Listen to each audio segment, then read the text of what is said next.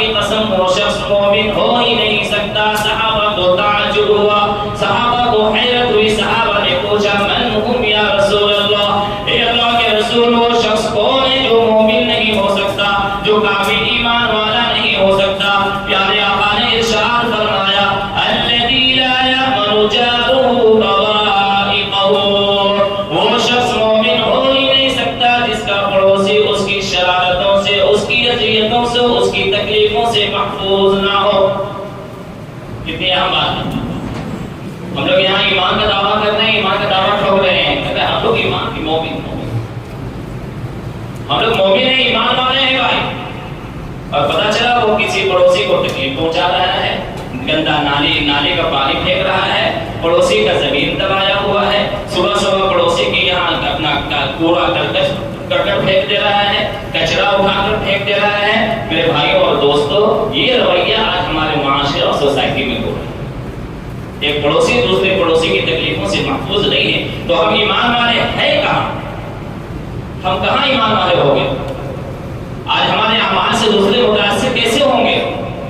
اور صحابہ کرام نے اپنا ماحول بنایا کہ باہر سے اگر کوئی تاجر آتا تجارت کرنے کے لیے، کوئی یہودی آ رہا ہے، کوئی مشرک آ رہا ہے، تجارت کرنے آ رہا ہے، صحابہ کے اعمال، کردار اور اخلاق کو دیکھ رہا ہے تو متاثر ہو رہا، اور اللہ کے رسول کے دامن عشق میں وہ بھی کیا اور گرفتار ہو کر اور اسلام قبول کر رہا۔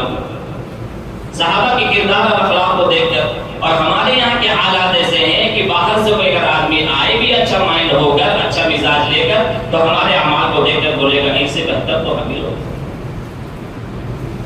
ہونا چاہیے۔ اللہ معاف فرمائے میرے بھائی اور دوستوں، دیکھنے والا، اسلام کو پہچاننے والا، اسلام کو پرکھنے والا، اسلام کو جانچنے والا، نہ وہ قرآن پڑھے گا، نہ وہ حدیث پڑھے گا، نہ وہ سیرت پڑھے گا، نہ صحابہ کی زندگی پڑھے گا، بلکہ وہ مسلمانوں کی زندگی یا مسلمانوں کے رویے کو دیکھے گا۔ اسلام کو پہچانے گا کیسے آدمی؟ مسلمانوں کو دیکھ کر پہچانے گا۔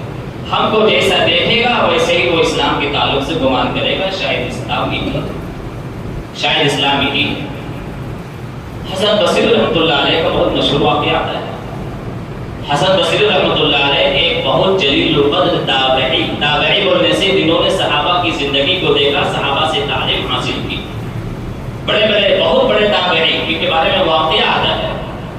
ان کا پڑوسی یہودی تھا۔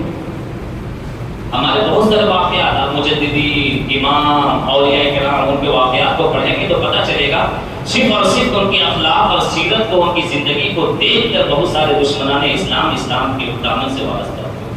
ان کی زندگی کو، ان کے رویے کو، ان کے اخلاق کو دیکھ کر۔